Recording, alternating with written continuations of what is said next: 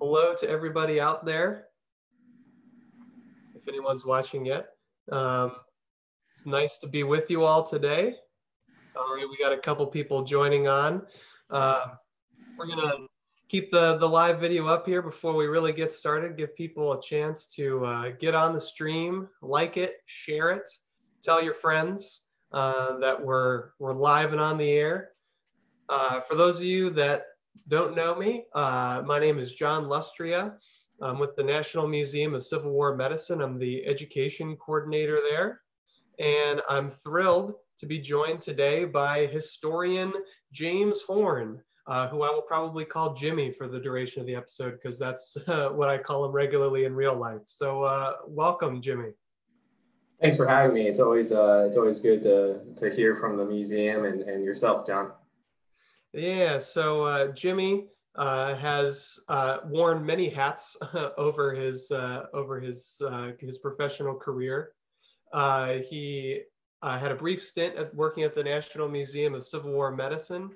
He's worked at a variety of national parks, including in the past working at Cedar Creek and Belgrove National Battlefield. Is that the whole name, Jimmy? Am I saying that right? Cedar Creek and Belgrove National Historical Park. That's right, National Historical Park. But to be very clear today, Jimmy is here volunteering his time out of the goodness of his heart and out of the boredom of quarantine. He's not here officially representing the Park Service, just so we're clear on that. So welcome everyone. I see a number of you already commenting where you're watching from. I got my mom tuning in from Sarasota, Florida. Let's see, we have June from New Hampshire. That's exciting. We got Jake in the comments, Barbara from New Jersey, Wendy from Telford, PA, Connie and Bob from Mechanicsville, Virginia. Excellent. It's wonderful to have all of you joining with us today. And it's, as you know, we've said in a number of these videos, it's just a thrill to see some of the same names and faces popping in at really, at least for me, it's built this kind of feeling of connection and closeness with all of you, tuning in. So we got a number of other people: Maureen from Central New York, Patricia from Biglerville, Trish from Camp Hill, PA, Laura from Chicago represent. That's where I grew up. Let's see, Heather, Northeastern Ohio, Julie from Hollidaysburg, Pennsylvania, Hartford County, Maryland, Jenny from Virginia, Jimmy's sister from Southwest Florida. I see you, Caitlin. Jean from Lancaster, Virginia. We got quite a group coming on here. So it's so fun to see you all tuning in around the country and around the world. If you haven't already, oh man, we got someone from Lithuania. Excellent. All right, that's the winner for farthest away from our locations, I think. Yeah, that's right. I think that takes the cake. If you haven't already, it would mean a lot to us if you like the video and share the video, help more people get eyes on these. And in case any of you are wondering if you know someone that wanted to be here but couldn't be, all these videos continue to exist in perpetuity on our Facebook page, and they'll eventually be uploaded to our YouTube channel. So the best way to stay up to date with all this is to like our Facebook page and subscribe to our YouTube channel. And it's a great help if you like and share this video in particular. As you all know, our doors are closed, the museums are, during the coronavirus pandemic, and so we don't have admission money coming in. So if you've been enjoying these videos, please consider becoming a member or even just a small donation. Every little bit helps. And I see a number of our new members tuning in the comments, and David and Bob and Connie and my mom. So it's been wonderful seeing a number of you joining up and helping us continue to spread our mission. So thank you so much. We've been overwhelmed by your generosity. So thank you so much for everything you've done so far. So with all that said, we're going to go ahead and dive into our topic today. So Jimmy's with us because he wrote an excellent blog post for us a couple years ago. You can find that on our website, civilwarmed.org/Cedar-Creek. That's the where you can find it, and it focuses on a particularly cool artifact in the museum's collection. So whenever you get the chance to come to the museum, take advantage of your new memberships or just come and say hello, you can see this. It's a table that was actually used for a number of amputations following the Battle of Cedar Creek. So we're going to get into all that in just a second here, but just to start us off, Jimmy, maybe get us started. Tell us a bit about yourself and your inspiration for writing this blog for us. So I started my sort of historical career by going to school at Shepherd University, which is right at the northern end of the Shenandoah Valley, right on the Potomac River.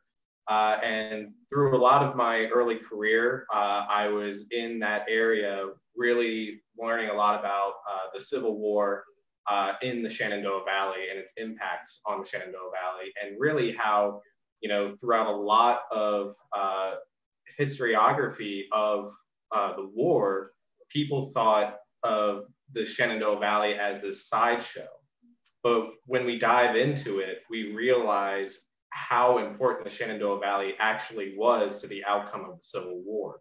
So the various campaigns that go up and down the valley are really changing the whole course of the war. And it's not something we think about a lot. You don't have the Grant versus Lee battles there. You don't have the huge 3-day battles like Gettysburg happening there. And so it's smaller scale warfare from those big aspects, but it's truly remarkable the impact that the Shenandoah Valley has on the war. And being in that area really inspired me to look more into it. And then, of course, when I was working at Cedar Creek, really diving into that battle and realizing the uniqueness of the battle really just changed the way that I viewed the war. Mm-hmm. Gotcha. And I should note that if at any point, if you have any questions during this, please go ahead and drop them in the comments, and we'll try to get to all your questions as we go along. Did I cut you off there, Jimmy? I didn't mean to. No, you're good. Gotcha. So Cedar Creek, the Battle of Cedar Creek, of course, is one of the more important battles to take place in the Shenandoah Valley.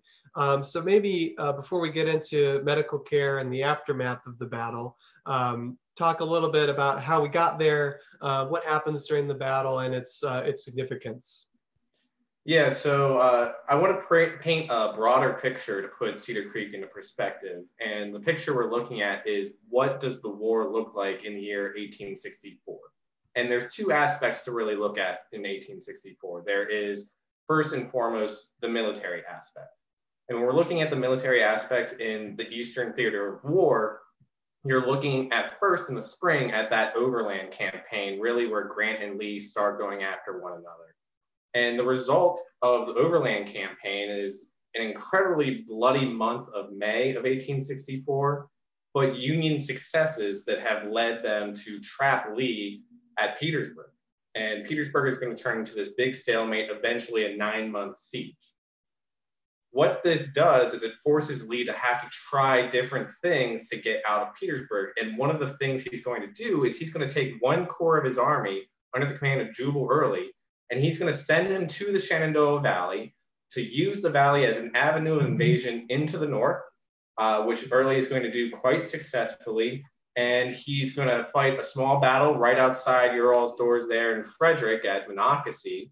And then he's going to get so close to Washington, D.C. that his men actually can see the Capitol Dome. What results is the Battle of Fort Stevens, only battle fought within the District of Columbia. Early is forced to turn back and go back into the Shenandoah Valley. But what all this does is it affects the second thing that we have to look at in 1864, and that is the political climate. Because 1864 is a presidential election year. And what we're finding is that success on the battlefield for the Union also equals success in the ballot box.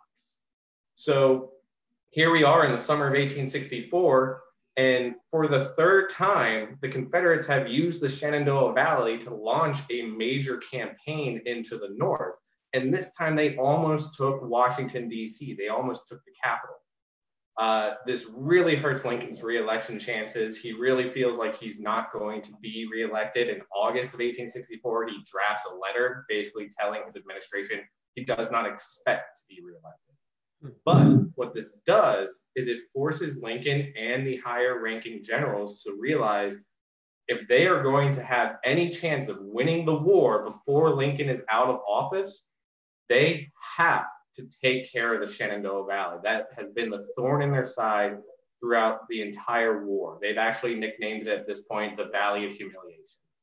So they're going to take different pieces of different forces and departments of the Union Army. They're going to put them together into what will become the largest army ever to enter the Shenandoah Valley, over 40,000 men. In command, they're going to put a gentleman by the name of Phil Sheridan. And when Grant puts Phil Sheridan in charge of this army of the Shenandoah, he gives him three objectives. First and foremost, drive Jubal Early's Confederate forces out of the Shenandoah Valley, take control of this valley.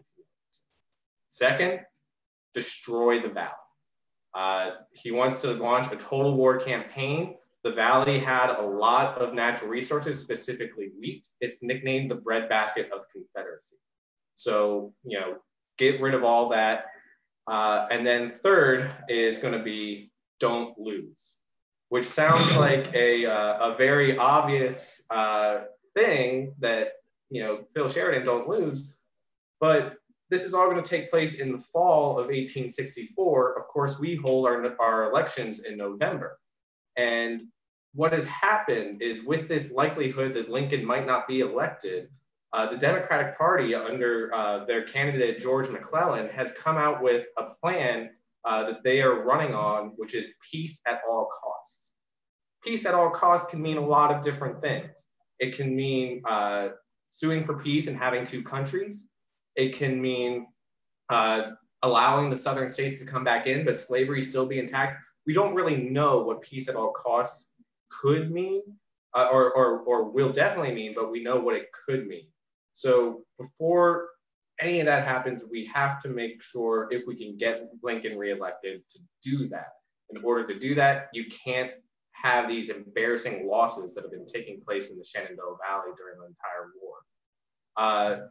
Sheridan is going to start moving south through the valley in September of 1864. He's going to fight his first major battle against Jubal Early at Winchester, just right outside the town of Winchester.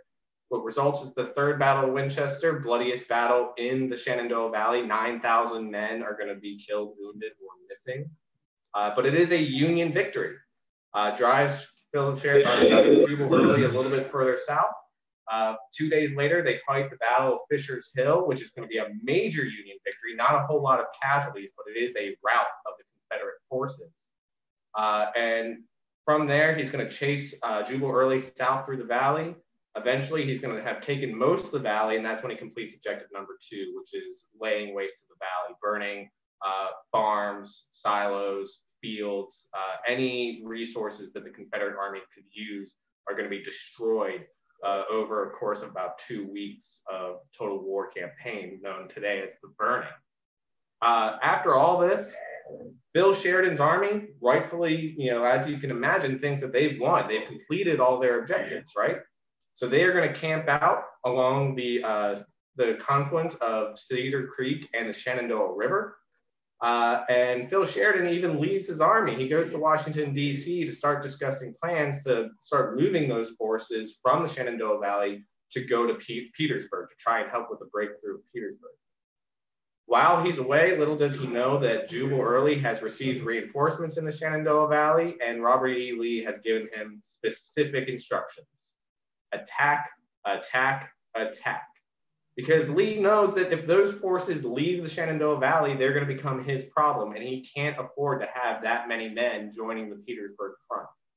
So on the night of October 18th into 19th of 1864, Jubal Early's army is going to launch a very, very risky attack, surprise attack on the Union forces. And the result in the morning is a complete rout of the Union Army. They catch them literally sleeping and drive them from their campsites along the Cedar Creek and Shenandoah River.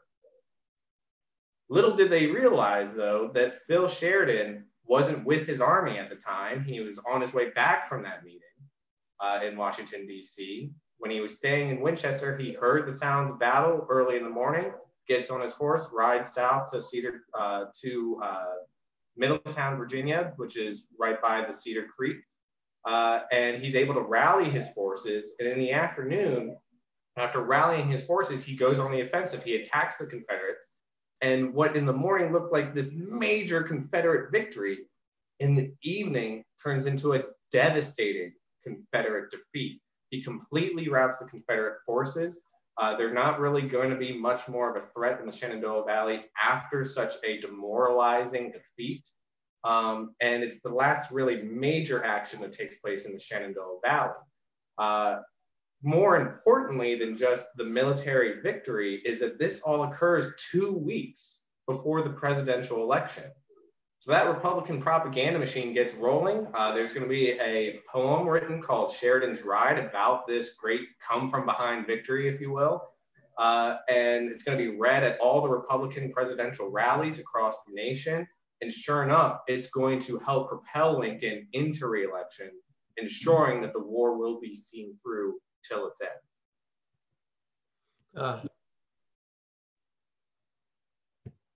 Yes, love the Sheridan's Ride poem. That's an all-timer for sure. And you're right. Those political implications vitally important for the election of 1864. Now, the big thing that we're here to talk about is what happens after the battle on the ground. Who cares for these wounded soldiers? Well, Jimmy, what are the casualty figures for Cedar Creek? How many wounded soldiers are we talking about here? So when we look at Cedar Creek, the numbers kind of fluctuate for casualties, just being one of those battles that hasn't been researched as much. We get different figures. The figure that I tend to go with is you're looking at about 8,700 casualties, of which 1,000 are killed outright. So you're probably looking, as far as wounded soldiers, somewhere in the 7,000 to 6,000 range, depending on how many casualties you're looking at as far as like captured or missing. But I would say 6,000 at least of wounded needing to be taken care of after one day's battle. Gotcha. Now, as we've talked about quite a bit on some of these videos, each different Civil War battle presents its own unique set of challenges for caring for the wounded. So in some cases, like the Battle of Gettysburg, it's just the sheer number of wounded that need to be cared for. In some cases, like Jimmy, you and I collaborated on a blog post on our blog about medical care at the Battle of Pea Ridge, fought in Arkansas, and there the problem was they're just miles and miles away from like other structures. I mean, it's fought in the middle of nowhere. There's just supplies and shelter so far away. Talk about some of the unique challenges at the Battle of Cedar Creek. Sure. I'm going to start on a grander scheme and then kind of narrow down to the battle itself. So on the grander scheme of things, when you're looking at the logistics of the actual campaign leading up to the Battle of Cedar Creek, for the Union Army, because the Shenandoah Valley hadn't been seen as this front line of war, it's been seen as a sideshow for most of the years of the war. They didn't have, at the start of the campaign, a great logistical setup for being able to deal with thousands of wounded men that were to come for the campaign. So one of Phil Sheridan's biggest tasks when he's getting ready for this campaign is making sure that they are set on the number of casualties that are going to happen, making sure that they have the right number of supplies, making sure they have enough surgeons ready for this, making sure they have locations that they can transport wounded men to. They're going to do this at places like Harper's Ferry. They're going to do it at Martinsburg. After the Third Battle of Winchester, they're going to set up a 4,000-bed hospital outside of Winchester, which they're going to keep throughout the campaign. So they're having to build up these logistics of taking care of wounded men at the start of the campaign because they didn't have anything set up in the Shenandoah Valley. On top of that, when you're conducting a total war campaign, you can't really rely on the grounds of being able to get supplies in the area because you're supposed to be destroying all that supplies. So making sure that you have a route of supply trains to keep up with your army, because you're not going to be able to forage because you're destroying everything that would be foraged. So having them keep those logistics in mind was the first big struggle for the Union Army in particular. For the Confederate Army, they had to stop the Union Army to keep from their problems happening because they had been using the Shenandoah Valley very effectively for many years. Of course, they've got a home field advantage. Their medical director is Hunter McGuire, who is from Winchester, Virginia, very knowledgeable on the area. Of course, he's more famous for amputating Stonewall Jackson's arm, but he is from the Shenandoah Valley. He knows the best places to transport wounded soldiers, how to best supply them. But of course, being that they are the Confederate Army, they are relying on the supplies in the area as well. So when this burning happens, suddenly their supplies gets very, very diminished because they just don't have it ready. So, you have the Union Army that has to build up these logistics as they go along, and you have the Confederates that leading up to the Battle of Cedar Creek have seen all of their medical logistics go to waste, essentially. Now, when you get into the actual Battle of Cedar Creek, its uniqueness is what presents these very, very interesting challenges. So when you look at a battle like Gettysburg, for the most part, the battle lines are drawn between the two armies, and those lines don't change too much after the first day. When you look at a large-scale battle like the Battle of Antietam, you have the battle lines drawn between the two armies, and they don't really move a whole lot. Cedar Creek is so unique because it has two routes of armies and a major movement all in one day. So the challenge is you set up your field hospitals close to the front lines, but suddenly those front lines move 4 miles away from where you set up your hospitals. And then on top of that, if you're the army that's getting routed at that particular time, your hospitals might be overrun.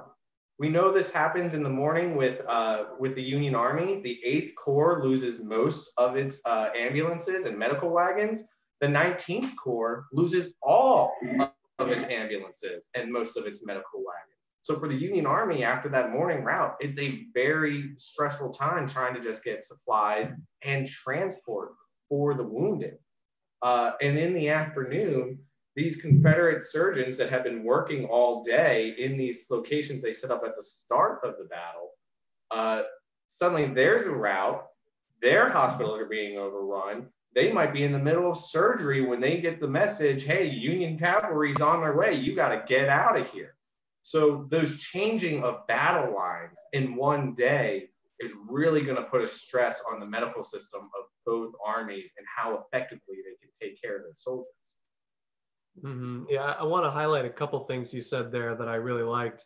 Number one, on the Union side, kind of setting up these supply lines and establishing these kind of temporary hospitals like in Winchester. One of the great successes of Civil War medicine and one of the legacies that's still with us today is this incredible adaptation to establishing hospitals before a conflict takes place. And that's something the Union Army and also the Confederate Army to a lesser extent get very good at over the course of the war. And that wasn't something that was really done before the war, this planning for mass casualty events. And that's sort of so ingrained in our society today that we kind of just assume it's always been there, but it's actually a fairly recent innovation, having plans in place for mass casualty events. And that really kind of comes from the Civil War.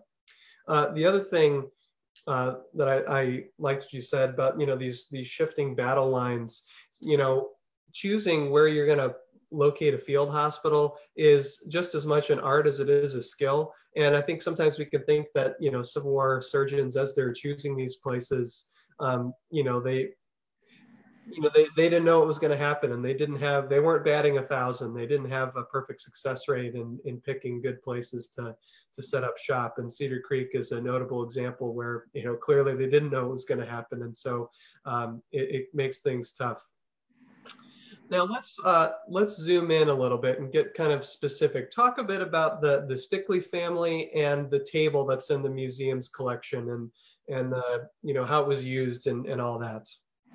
Yeah, so the Stickley family is kind of the overall picture of what a typical family in the Shenandoah Valley would have looked like. They are a family that lives right on the Cedar Creek. They're just on the southwest bank of Cedar Creek. They are wheat farmers. Wheat was, again, the main crop of the Shenandoah Valley. The soil in the valley is very rich in limestone, which is very good natural fertilizer for things like wheat. Because they live right on the Cedar Creek, they have a mill to turn that wheat into flour. And they're a small family farm. We don't really see a whole lot of large plantation style farms in the Shenandoah Valley like we do other places in the South.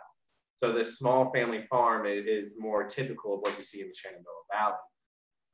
The Stickleys, because of their location right on Cedar Creek and right off of the Valley Turnpike, is going to put them right in the center of the war in the Shenandoah Valley.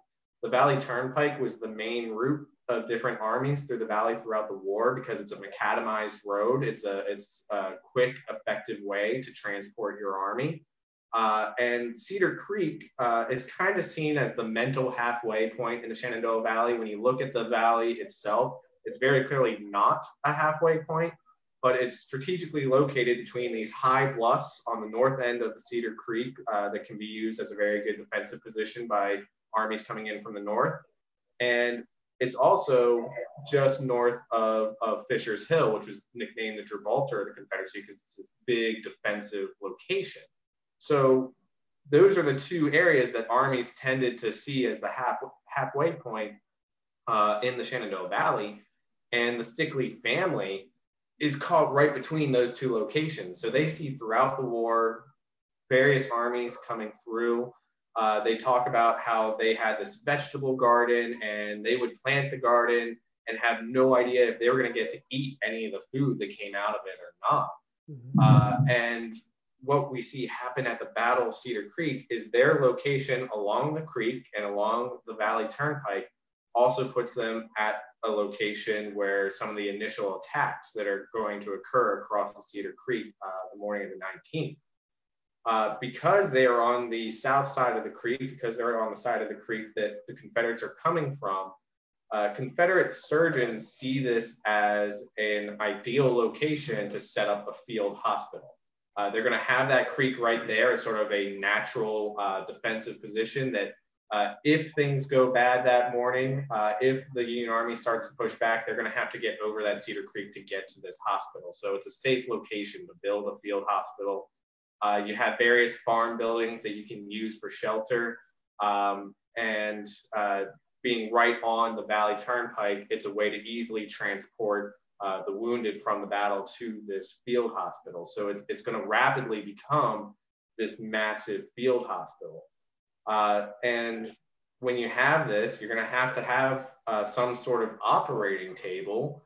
And right there is the family's kitchen table. So as the battle progresses, this is what surgeons begin using to conduct surgeries on. And the casualties are going to keep coming in to the point where witnesses will say that the pile of limbs next to the table was higher than the height of the table, which kind of gives you an idea of how many amputations are happening in the midst of this battle. It's said that after the battle that Daniel Stickley, the father who owned the farm, he had to shovel the blood off of his front porch. And what's interesting is they're in the midst of these surgeries when the afternoon Union attack comes. It completely routs the Confederate Army. So they're in the middle of surgery and they see Confederate soldiers running past them saying the Union's on their way, Union's on their way. So they end up, mid-hospital, picking up what they can and leaving to go south to safety, and burning some of their medical supplies when they do so. And it's one of those, again, unique factors of the Battle of Cedar Creek with these shifting battle lines. This hospital that's been set up at the Stickley farm as a Confederate field hospital has now fallen into the hands of the Union. And now this hospital has to be used by Union surgeons who are basically picking up right where the Confederate surgeons left off. Mm-hmm. Exactly so. And that descriptor of having to shovel the blood off of the porch is just one of the most, it just conjures all kinds of images in your mind, leaves very little room to the imagination of the amount of work that was done there during and after the battle. I mean, I remember when you came across that quote. I mean, it's just gets your head spinning thinking about it. We get this question a lot at the museum in situations like this where field hospitals change hands. What happens to the patients that are there? Whoever ultimately remains in control of it, often the soldiers would basically ultimately become prisoners of war. And as soon as they were able to be moved, they're not going to, make someone move that can't. But whenever they can, they'll be sent to prisoner of war camps, which are, of course, not good places to be. So there are some, kind of laws in place about, treatment of prisoners and things like this, but it's not quite the formal codified version that, we think of when we think of later wars, more modern ones. So that is kind of coming along, not quite there yet. So that gets a little bit into the Stickley family experience. And again, that table is in the collection of the National Museum of Civil War Medicine. Come see it when you can. It's a really, really affecting artifact to be in the presence of, for sure. And the Stickley experience gives you sort of an idea about what it was like to be a civilian, especially in Virginia, where the armies are going to and fro. What you said, Jimmy, when they're planting their crops, they have no idea if they're going to be the ones that get to eat them. That kind of intense uncertainty, it was just so common for people living in that area. So your blog post kind of centers on this table, and it's a remarkable artifact. Talk a little bit about the benefits of kind of closely examining an artifact. What can one thing really tell us about something like the aftermath of Cedar Creek? So I think when you look at the table up close, I think one of the most striking things is that you can still today see blood stains on the table.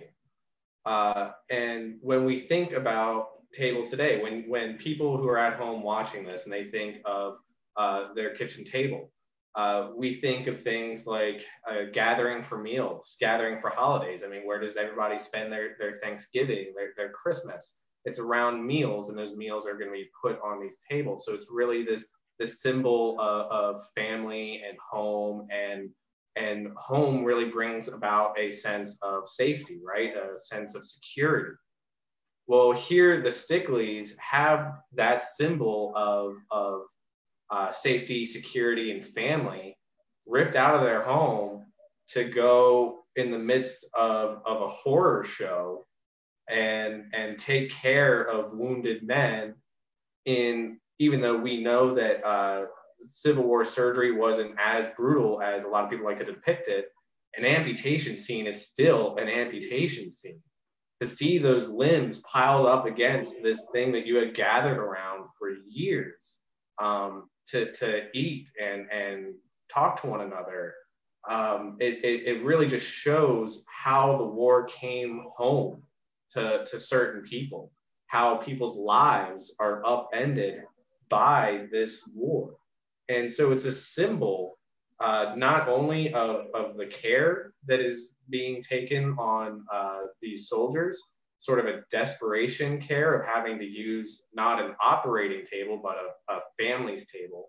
But it's also a symbol of really people's sense of security being ripped away from them during this war. Mm-hmm. And that's so important to bear in mind, especially when, looking at these casualty figures, which, sometimes the numbers, get to be so big, it goes in one eyeball or in one ear and out the other. But yeah, it really brings it quite literally home.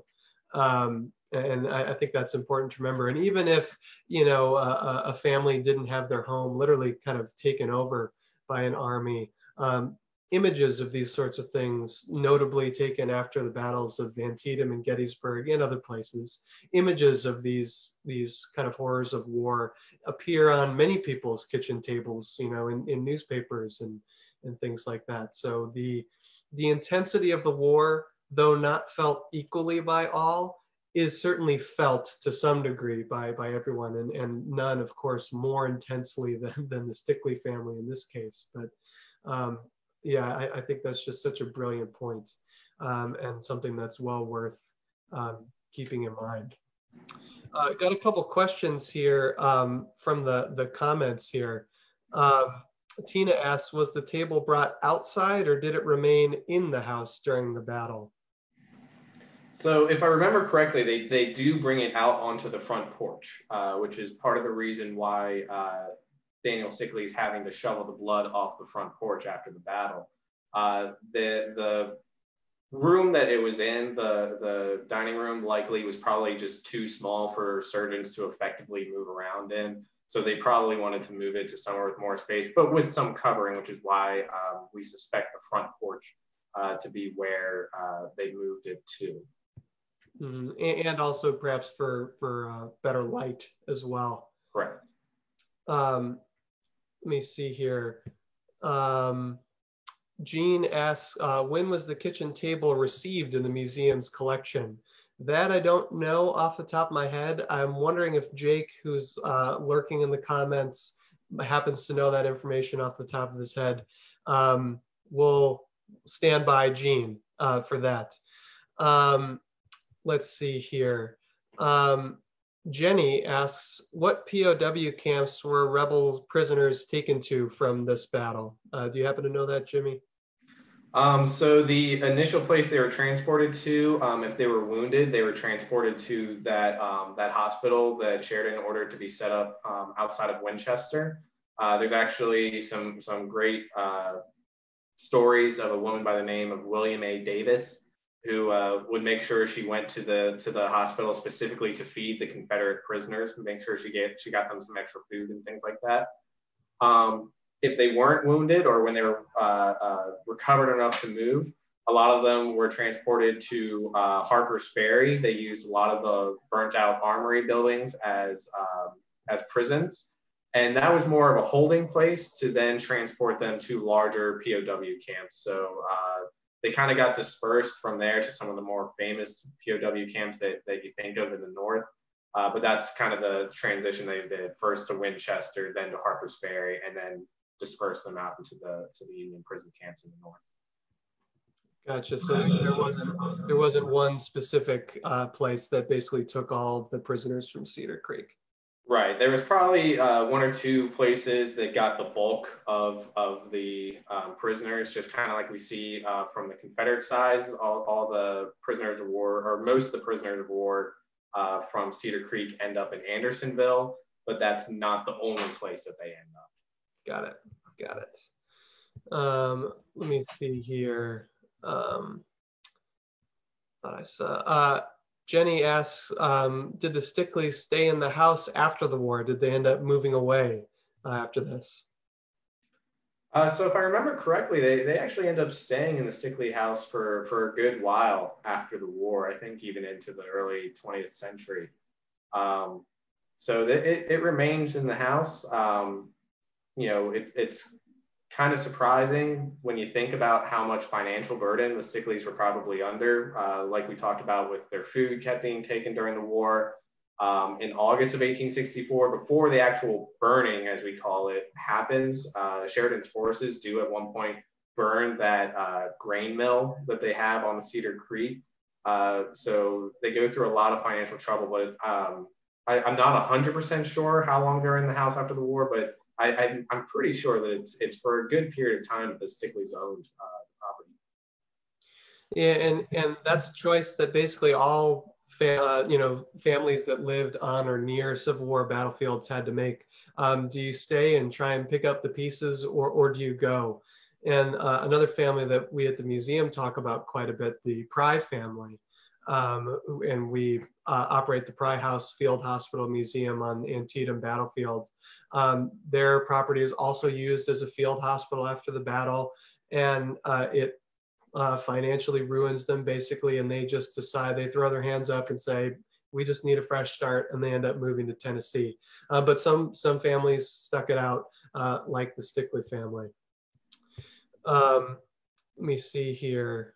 These are good questions, everyone. Thank you for asking these. Where did that question go? Oh yeah, Gene asked sort of a follow-up question. How are the prisoners and wounded transported, by ambulance or by train? I think the answer is both, but I think train was preferable. Yeah, that's basically my understanding of it. From Winchester, you have the Winchester and Potomac Railroad that links up to Harper's Ferry, and then that, of course, links up to the B&O Railroad. So it's probably a mixture of both, but the more effective, obviously, is train, and they had access to that. Mm-hmm. Oh, I saw another question. Where to go? Is the Stickley house still a private residence? And the answer to that is yes. And I think it's the original house still stands, but it is a private residence. You can't go there unless you happen to know them. Correct. Yeah. It's if you're going down Route 11, you can see it from Route 11, but it is private property. So I'm not encourage anyone to go to the Stickley house. Please do not. Please let those people live in peace. And is it the original house that still stands, Jimmy? Yeah, it's the original structure. I think there have been some additions to it, or Sure. It's not 100% how it would have looked in the Civil War, but it is the same basic structure. Gotcha. Great questions, everyone. Love seeing these and engaging with folks. Keep asking them as you think of them. So obviously, Jimmy, your posts focus pretty heavily on the Stickley family, the Stickley table, but of course there's so many other stories and things from the medical care at Cedar Creek. Are there any other kind of notable stories that, if you were to write another blog post about the overall care, that you would just have to include any that really come to mind for you? Yeah, I think one thing, one name that I haven't mentioned yet that I kind of call the unsung hero of this whole campaign is the name of James T. Gislin. And I do not know if I'm pronouncing his name correctly. His last name is spelled Ghiselin. So I go with Gislin. I don't know if that's correct. It's kind of a weird last name. But James T. Gislin is a surgeon who's put in charge of the medical care for the Union Army of the Shenandoah by Phil Sheridan. Phil Sheridan has a lot of really great qualities as a leader, and the biggest one is his organization of armies. He was formerly a quartermaster. He understands the logistics of an army. And so he puts his trust in Gislin to set up the medical care of this campaign in 1864.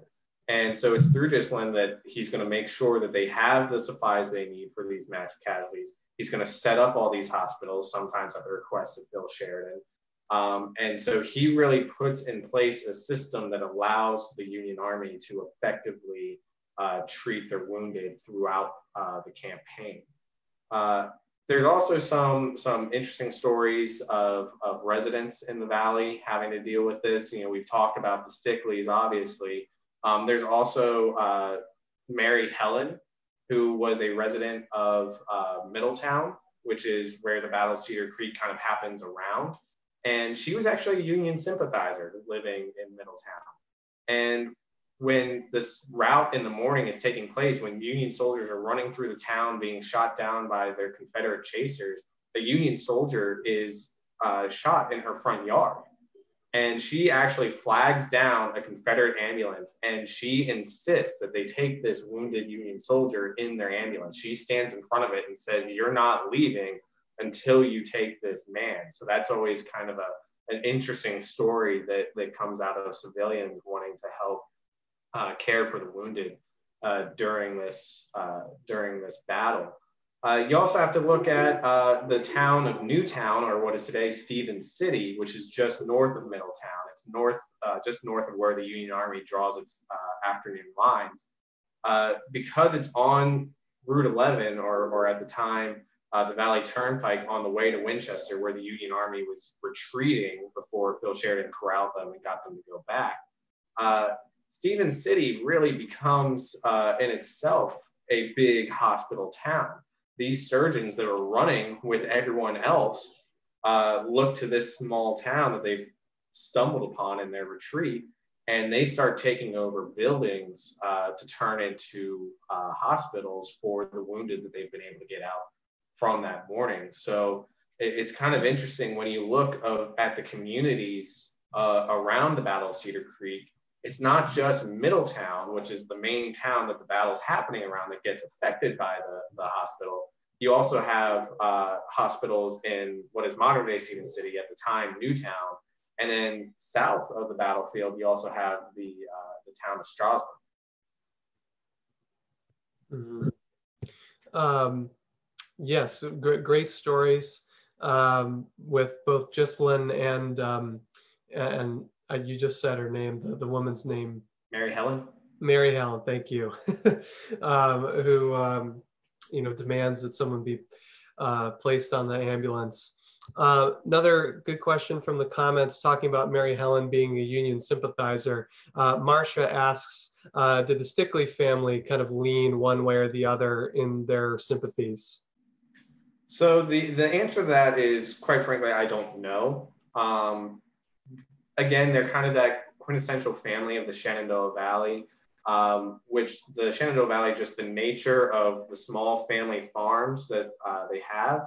It's not a big slave location in Virginia. There's not a huge slave population there because just the nature of the farm work. There is a small slave population there, obviously.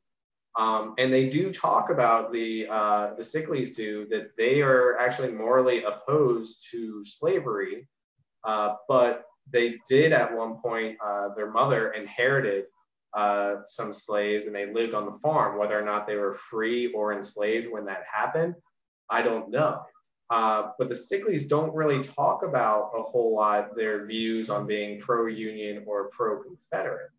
I really I don't know. I think for them, they're just more pro-survival. I don't know of anyone that within the Stickley family that ended up serving in either army.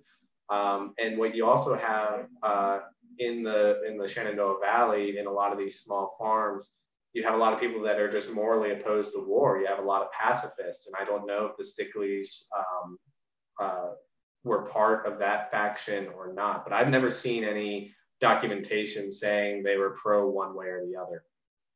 Yeah, pro survival. I really like that descriptor, and I'm sure that applied to a number of families during the war caught in that area.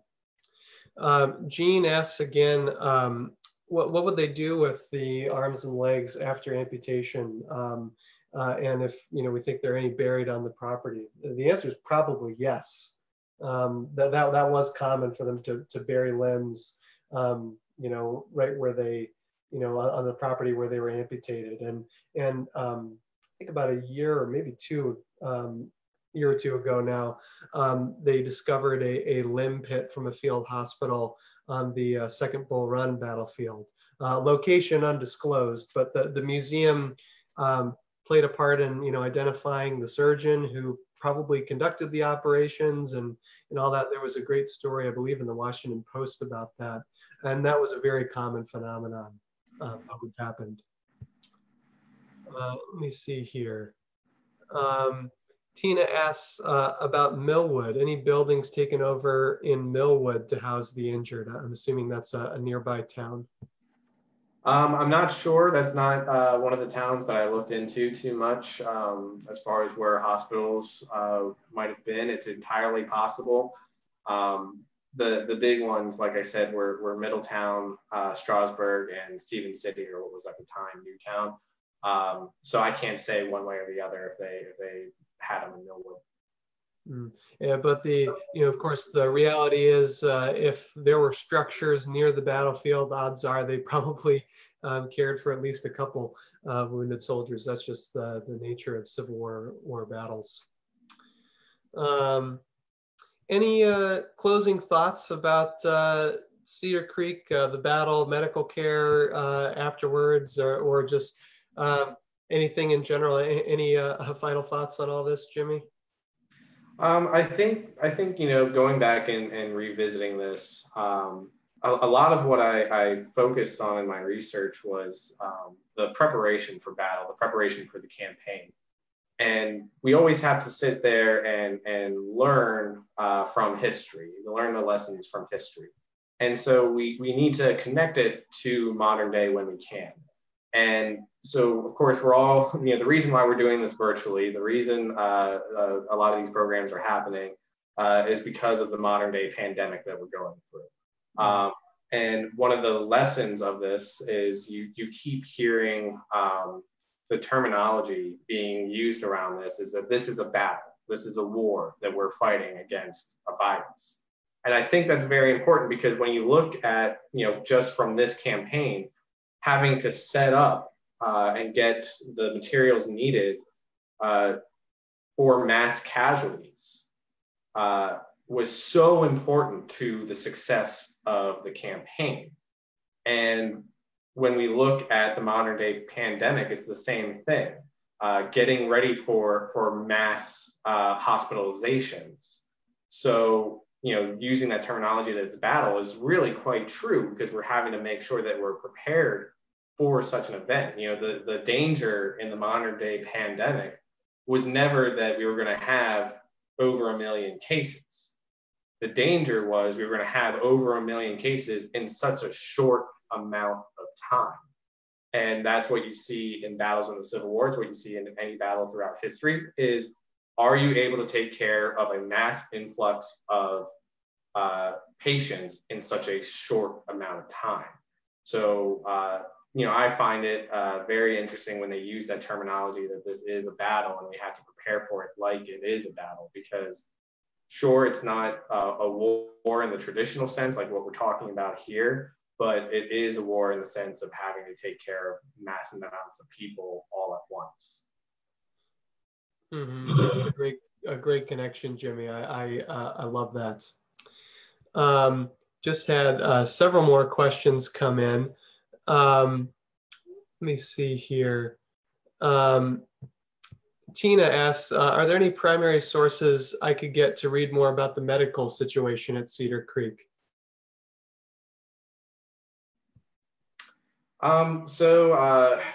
I'm trying to think back to the sources that I used for the blog post, which luckily I have pulled up here, which I was very good and noted my sources. So let me rummage through these a little bit. If you want, just first off, let me say, if you want some general history on the battle and the campaign, there are two books I would recommend. First of which is just The Battle of Cedar Creek, which is by very original title. What's that? Very original title there. Very original title, but it's a very good overview of the battle, and he does get into the aftermath of the battle, talking about. And can you say the author's name one more time? Jonathan Noyes. So that's a good one for a good overview of the battle, and then he does focus in one chapter in the aftermath of the battle. There's also this one, which is by Jeffrey Wirt. It's From Winchester to Cedar Creek. It's about the whole campaign that is conducted, and he does go into a lot of the logistics of the campaign, so that's a good one as well. Let me see here, going through some of my sources for the blog. And while you're looking at that, I'll also chime in. I don't know how much information is in there about Cedar Creek specifically, but I'm certain there'd be some good information about the whole campaign if you search the medical and surgical history of the War of the Rebellion. I'm certain there would be at least one or two reports by surgeons about the totality of the campaign in there. Yeah, Just I believe Gislin does write a report in that about Cedar Creek, and I think he does a couple throughout the campaign. I remember looking through my notes, finding statistics from him on different battles, which I believe came from that. And that's all freely accessible online as well. There's also Battleground Adventures, the stories of dwellers on the scenes of conflict and some of the most notable battles of the Civil War.